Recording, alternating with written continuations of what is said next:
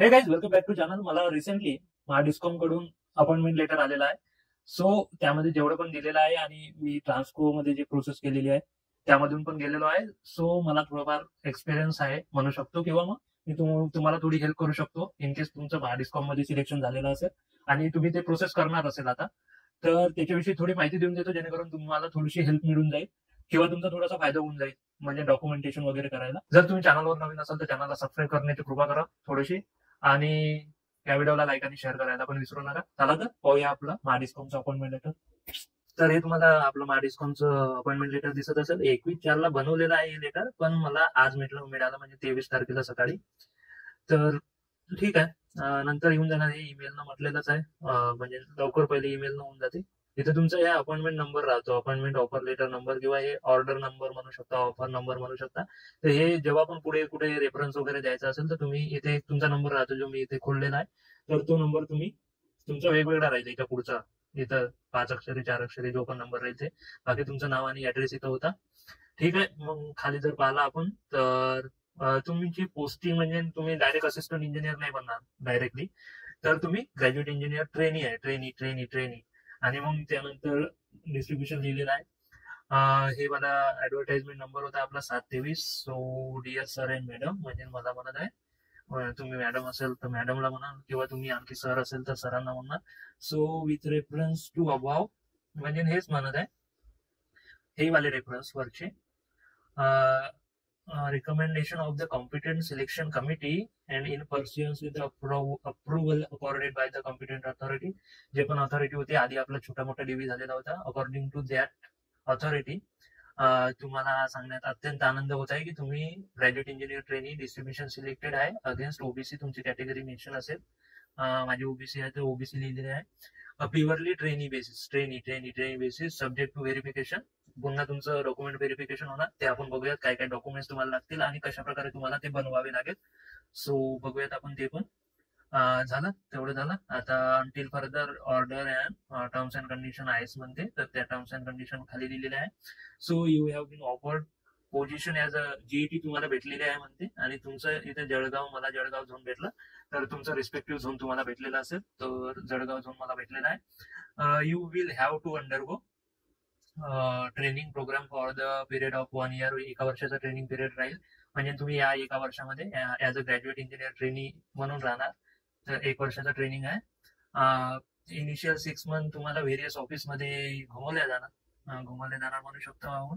Place you have place, म्हणजे 6 महिन्यापर्यंत तुम्हाला वेगवेगळ्या ऑफिसमध्ये प्लेस करण्यात येणार. घुमवल्या म्हणजे काय घुमवायची गोष्ट आहे ती. त्यामध्ये कॉर्पोरेट ऑफिस आहे, मग झोनल ऑफिस आहे, मग आरडी रिजनल डिव्हिजन ऑफिस होती का, ठीक आहे, सर्कल, देन डिव्हिजन, देन सब डिव्हिजन. तर एवढ्या साऱ्या ऑफिसमध्ये तुम्हाला पोस्टेड प्लेस करण्यात येईल, आणि बाकी 6 महिन्यात मग तुम्हाला इंडिपेंडेंट चार्ज दिलेला जाईल. ठीक आहे, म्हणजे तुम्हाला स्वतःला चार्ज देणार. पहिले इथे तुम्हाला वर्क करायला सांगेल, म्हणजे पॅरलल वर्क देणार मे बी तुम्हाला, मग तुम्हाला इथे इंडिपेंडेंट चार्ज देऊन देणार. ठीक आहे, पहिल्या 6 महिन्यापर्यंत ऑफिसमध्ये, त्याच्यानंतर तुम्हाला इंडिपेंडेंट चार्ज देणार, म्हणजे तिथं जेवढं पण शिकले जाईल ते तुम्हाला तिथे अप्लाय करायला लागेल. डिटेल ट्रेनिंग शेड्यूल पण येणार आहे, म्हणजे असंच होणार की मग काय चेंजेस होणार ते मग नंतर कळवण्यात येईल. ठीक आहे. आता ट्रेनिंग चालू आहे तर फिक्स स्टायपंड भेटणार तुम्हाला 27,000 per month. In case mediclaim किंवा मेडिकल इन्शुरन्स करावा लागतो, तर तो मेडिकल इन्शुरन्सचे काही 1300, 1400, 1200 पैसे कटतात, तर जवळपास तुम्हाला 2600, 2500, 700, 2500, 800 रुपये येऊन जाणार याच्यात. आता मला नाही माहिती ते कटते की नाही कटत.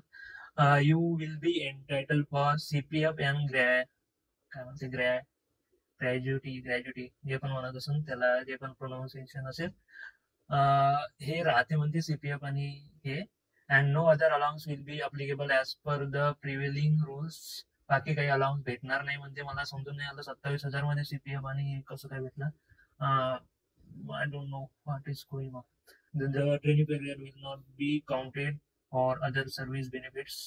सो हा ट्रेनिंग पिरियड वेगळा राहील, बाकी सर्व्हिस बेनिफिट्स साठी तो जो मेन पिरियड राहील तो कन्सिडर केला जाईल म्हणते. After successful completion of training period, म्हणजे 12 महिने, you will be appointed as a post of assistant engineer distribution on the pay scale of 58,560. 2580 आणि हे पूर्ण पे स्केल तिन्ही कंपनीमध्ये सेमच आहे, म्हणजे इन्क्रीमेंट पण सेमच आहे, लास्ट पण सेमच आहे, ऑलमोस्ट सगळं सेम आहे. ठीक आहे, पण हे तुम्हाला 1 वर्षानंतर भेटेल. As such, your seniority in the post of assistant is fixed from the date of appointment absorption and not from the date of joining. म्हणजे जेव्हा तुम्ही ऍब्झॉर्ब होणार म्हणजे परमनंट होणार तिथून तुमची सिनियरिटी जे राहील ते डिसाईड केलं जाईल. म्हणजे आता जॉईनिंग केलं त्याच्यावर नाही राहणार असं म्हणणं आहे. After appointment in addition to the pay you will be eligible for such allowance, म्हणजे मग आणखी अलाउन्स तुम्हाला लागू होणार असं म्हणणं आहे. You will not be eligible for transfer, म्हणजे 3 वर्षापर्यंत ट्रान्सफरचा विचार करू नका, जिथं भेटलं तिथे तुम्हाला काम करावं लागेल. That's all. The offer for the position of GT distribution is on purely trainee basis. Trainee तुम्हाला पुन्हा पुन्हा सांगण्यात येत आहे, you are trainee not a permanent. ठीक आहे. Your service are liable for the termination by giving notice of 1 month period in writing on either side. Terminate करू शकतात म्हणतात तुम्हाला 1 महिन्याचा नोटीस पिरियड देऊ. Bye bye tata see you. Then you have to execute surety bond. ठीक आहे, surety bond तुम्हाला बनवावं लागेल. 75,000चा आहे, not a big deal. Then त्याच्यामध्ये लिहायचं आहे तुम्हाला की 3 वर्षापर्यंत तुम्ही कंपनी सोडणार नाही. इन केस सोडले तर 75,000 देऊन द्यायचे. No tension, not at all, कारण की तेवढे तुम्ही कमावून घेणार, नो प्रॉब्लेम एट ऑल. 200 रुपयाचा स्टॅम्प आहे, स्टॅम्पची अमाऊंट पण कमी आहे. ठीक आहे, नोटरी बनवून घ्यायची त्याच्यावर.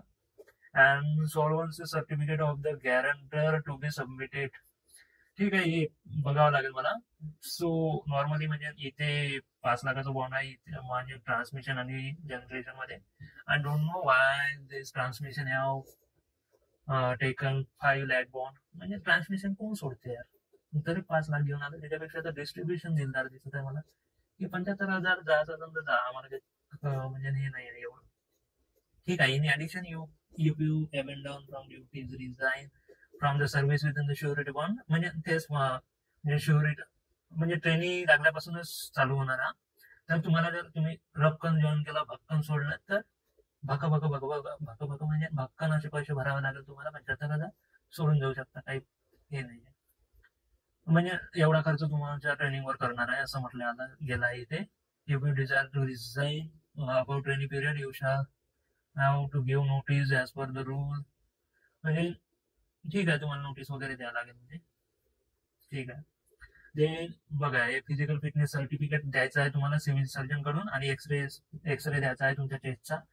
You should obtain offer letter from the letter of cognizance for medical examination from the concerned office. You are found unfit, your offer letter.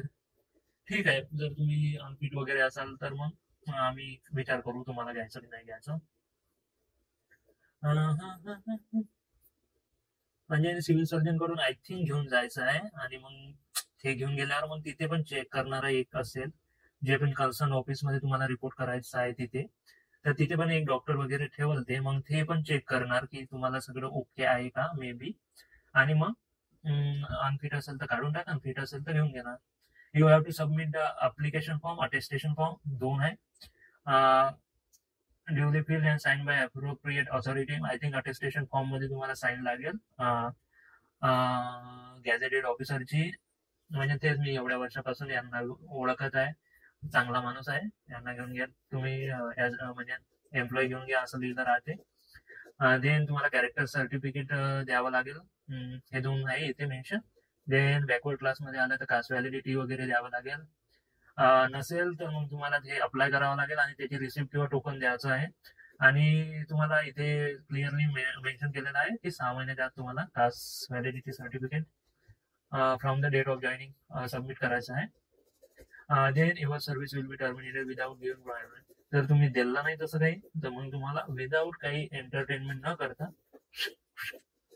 चलो निकलो ऐसा बोलेंगे. Then offer and appointment letter, special leave appeal, हे काहीतरी आहे वाटते. To the final outcome, supreme court मधलं काहीतरी ते त्याची हिअरिंगची किंवा पेंडिंग वगैरे आहे असं मेन्शन आहे. ठीक आहे. If you belong to SCBC कॅटेगरीमध्ये जर येत असाल तर मग त्याचं पण हे हायकोर्टचा निर्णय लिहिलेला आहे जो की तुम्ही म्हणजे तुम्ही त्या कॅटेगरीमध्ये असाल तर चांगल्या प्रकारे समजू शकता. then immediately after reporting for duty you will have to take oath of allegiance to the Republic of India. एक ओथ लिहिली राहील तिथं की मी कुणाल अनंत वाडणकर इन केस मी गेलो तर शपथ घेतो की ते जसं म्हणजे एवढी मोठी नाही राहील, त्याचं एक फॉर्मॅट राहतो ते मनाला लावते तसं. मग तिथे शपथ घ्यावी लागेल की हा मी प्रामाणिक राहील, मी माझी ड्युटी चांगल्या प्रकारे करणार, असं तसं. टी वगैरे काही देणार नाही, म्हणजे तुम्ही या नाही तर नका येऊ. After appointment in the post of assistant, जेव्हा तुम्ही असिस्टंट इंजिनियर डिस्ट्रीब्युशन आहे तेव्हा तुम्हाला मराठी लँग्वेजची एक्झाम विथिन 3 इयर्स मध्ये आणि डिपार्टमेंटल प्रोफेशनल एक्झाम जे पण ते त्यांचा टाइम राहील तेवढ्या विथिन दॅट पिरियड तुम्हाला पास करावे लागेल. फेल जर झाले तर मग तुमचं इन्क्रीमेंट थांबून ठेवणार, ठीक आहे. आणि डिपार्टमेंटल प्रोफेशनल एक्झाम मध्ये त्या पिरियड मध्ये जर नाही झाली तर मग तुमची सिनियरिटी थांबून ठेवणार, असं काहीतरी आहे. हे दोघं रूल्स आहे. मराठीसाठी मग असेल तर इन्क्रीमेंट थांबून ठेवणार आणि हे जर फेल झालं तर असं करणार, ठीक आहे. पुढे जर गेलो, बाकी हे काही वाचून घ्या म्हणते कंडिशन वगैरे तुम्हाला चांगलं समजण्यासाठी. No application for alternation of date of birth recorded in service book will be entertain after 1 year from the date of joining. हे तुम्ही ट्रेनिंग ऍज अ ट्रेनिंग जेव्हा जॉईन करणार तर ते लक्ष ठेवा की तुमचं सर्व्हिस बुक आय थिंक लवकरच बनणार आहे. तर मग तिथे डेट ऑफ बर्थ एक वेळेस बघून घ्यायचं चांगल्याने क्लिअर करून की करेक्ट आहे का. नाही तर मग 1 वर्ष जर गेलं तुम्ही ते राहूच दिलं तिकडे आणि मग ते चुकीची टाकल्या गेली तर मग तुम्हाला प्रॉब्लेम होणार, ते अल्टरनेशन ते करणार नाही. तुम्ही रेग्युलर राहा, टाइमावर राहा, अटेंडन्स जिथं पण तुम्हाला काम दिलं जाईल असं म्हटलं आहे इथं. जर नाही केलं तर मग तुम्हाला डिसिप्लिनरी ऍक्शन घेतल्या जाईल, इरेग्युलर अटेंडन्स वगैरे असं, किंवा मग तुम्हाला चलो निघलो असं पण म्हणू शकते, असं मेन्शन आहे 22 नंबरच्या पॉईंटवर. 23 नंबर आहे you will have to produce. बाकी जे ओरिजिनल सर्टिफिकेट घेऊन जा आणि एक कॉपी घेऊन जा, जसं attested copy of educational qualification degree 11-12, school living certificate न्यायचं आहे, त्याच्यात डेट ऑफ बर्थ वगैरे साठी SSC सर्टिफिकेट न्यायचं आहे, डेट ऑफ बर्थ तिथं मेन्शनच आहे. कास्ट व्हॅलिडिटी NCL न्यायचं आहे. Then domicile certificate, relief order present employ करून न्यायची आहे. जर काही कुठे तुम्ही सबमिट नाही केलं तर जे पण आहे त्या टाइमावर मग तुम्हाला कॅन्सल करून टाकणार, असं म्हटलं आहे. You will have to submit either resignation acceptance letter और valid relieving order from your present employer at a time of joining, ठीक आहे. व्हॅलिड रेजिग्नेशन ऍक्सेप्टन्स लेटर पाहिजे तुमच्याकडे किंवा मग रिलिव्हिंग ऑर्डर पाहिजे जॉईनिंगच्या टाइमला, ठीक आहे. If already employed your employment in this company, म्हणजे आधी जर करत असेल कुठं तर मग त्याचे बेनिफिट्स इकडे लागू नाही होणार, इथे ऍज अ फ्रेश म्हणून तुम्हाला कन्सिडर केलं जाईल असं मेन्शन केलेलं आहे. Offer letter is issued subject to the petition pending in the. आता हे ऑफर लेटर आलेलं आहे पण अजून काही वेगवेगळ्या कोर्टमध्ये जे पिटिशन आहे ते अजून काही पेंडिंग आहे असं म्हटलं गेलेलं आहे. You are willing to accept this offer letter, म्हणजे तुम्ही आता तुमच्याकडे जर जॉब नसेल आणि तुम्हाला हे ऍक्सेप्ट करायचं असेल, हे जॉब करायचं असेल तर तुम्हाला 5-5-25 किंवा त्याच्या आधी जे ऑफिस आहे चीफ इंजिनियर जळगाव, जे पण तुम्हाला झोन भेटला असेल अकॉर्डिंग टू दॅट झोन तुम्हाला तिथं जायचं आहे, चीफ इंजिनियरला भेटायचं आहे. ऑन ऑर बिफोर म्हटलं आहे 5-5-25.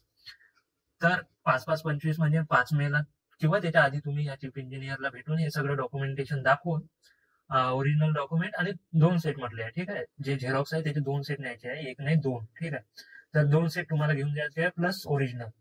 तर हे घेऊन इथे चीफ इंजिनियरला भेटा, बाकी पुढे काय करायचं तेच सांगणार, ठीक आहे. Further if you fail to report place of posting as per schedule, म्हणजे 5-5-25च्या आधी तुम्ही गेले नाही तिथं किंवा तुमच्या ऑफर लेटरवर जे पण डेट असेल ते असेल तिथं जर गेले नाही मग तुम्हाला म्हणत होते tata bye bye see you म्हणणारच नाही, टाटा बाय बाय म्हणणार, ठीक आहे. नो फर्दर एक्सटेन्शन वगैरे देणार नाही. इन केस तुम्हाला घ्यायचं असेल तर तुम्ही ईमेल वगैरे करून बघा त्यांना, ठीक आहे. In case it is observe notice you are not fulfilling, जर तुम्ही काही तिथं जे डॉक्युमेंट्स आहेत ते फुलफिल नाही केले तरी तुम्हाला टाटा बाय बाय करून देणार.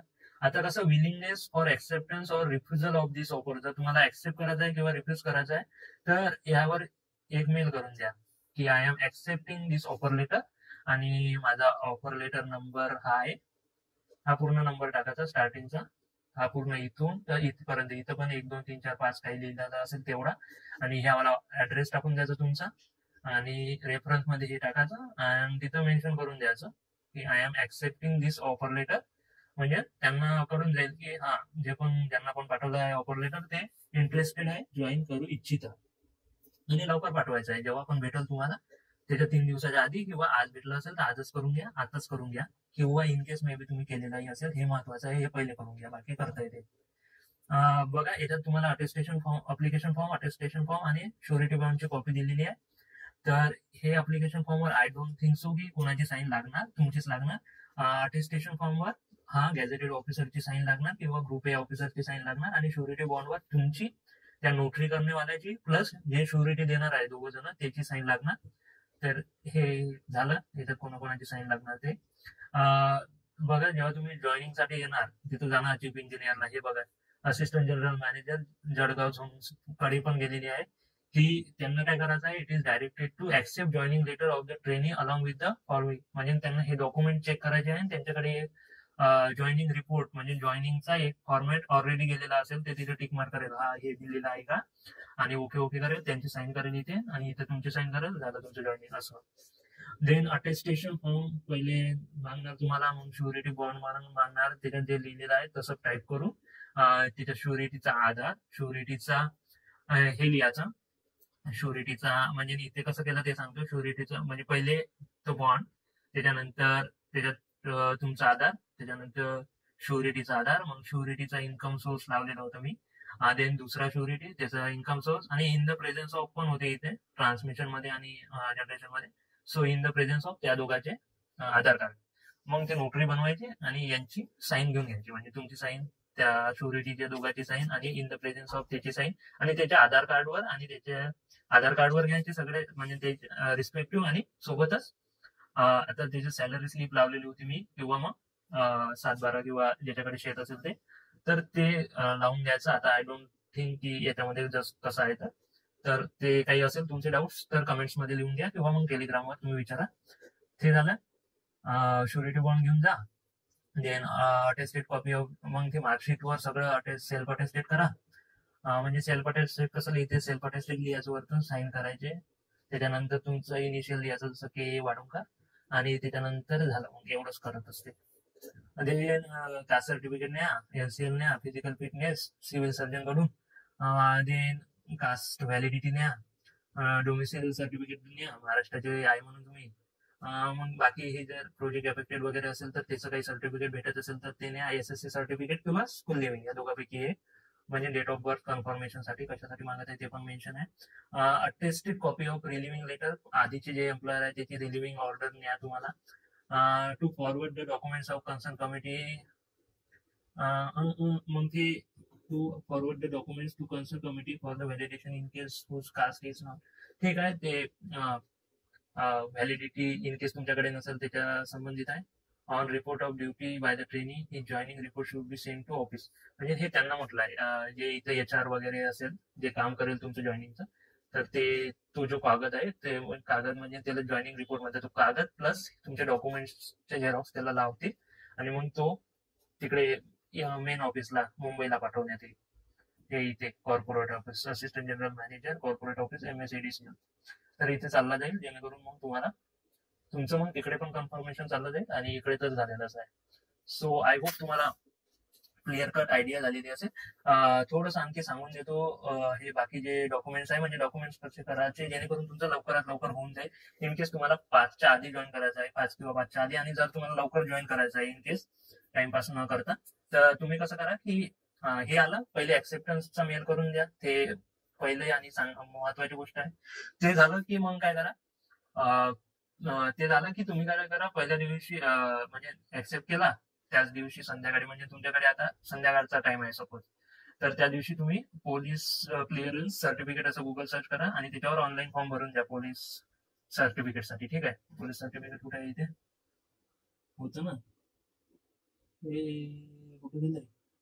ठीक आहे, तर पोलीस सर्टिफिकेट आहे, त्याच्यासाठी अप्लिकेशन करू द्या. आता दुसऱ्या दिवशी काय करा की लोकल पोलीस स्टेशन मध्ये जो फॉर्म ऑनलाईन सबमिट केलेला आहे, अलॉंग विथ त्यामध्ये जे डॉक्युमेंट्स तुम्ही अटॅच केलेले आहे, जसं पॅन कार्ड लागते, आय थिंक लाईट बिल लागते, आणि सोबतच अपॉइंटमेंट लेटर लागते तिथे, तर ते सगळं त्याला लावून तुम्ही लोकल पोलीस स्टेशन मध्ये द्या आणि ते तिथे मग अप्रूव्ह करतात तुमचं कॅरेक्टर सर्टिफिकेट. तर मग ते डायरेक्ट जिल्ह्याच्या ठिकाणी जाते, CP SP ऑफिसमध्ये, सुपरिटेंडेंट पोलीस ऑफिसमध्ये.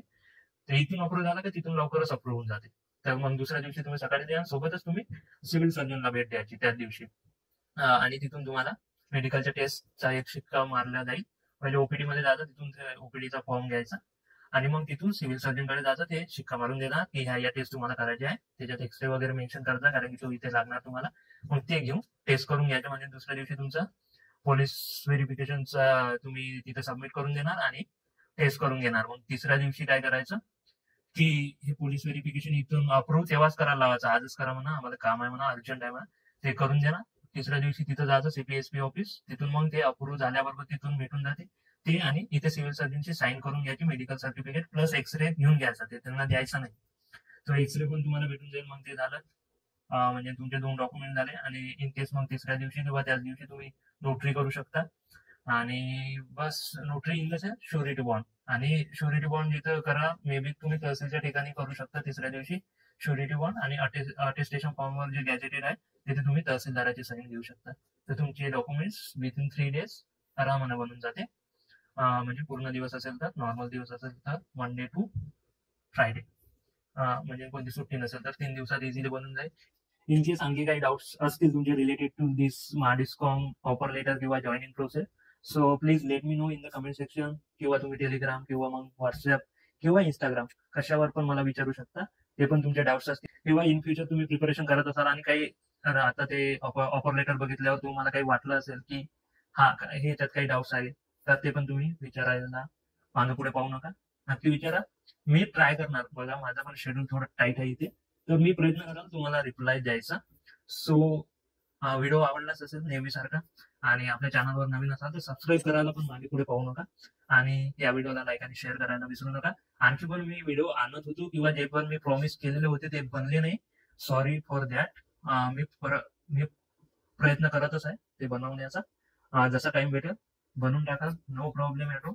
So see you in the next video. Till then goodbye and take care. Good night, कारण की आता झोपाचा टाइम आहे हा. जय हिंद, जय महाराष्ट्र.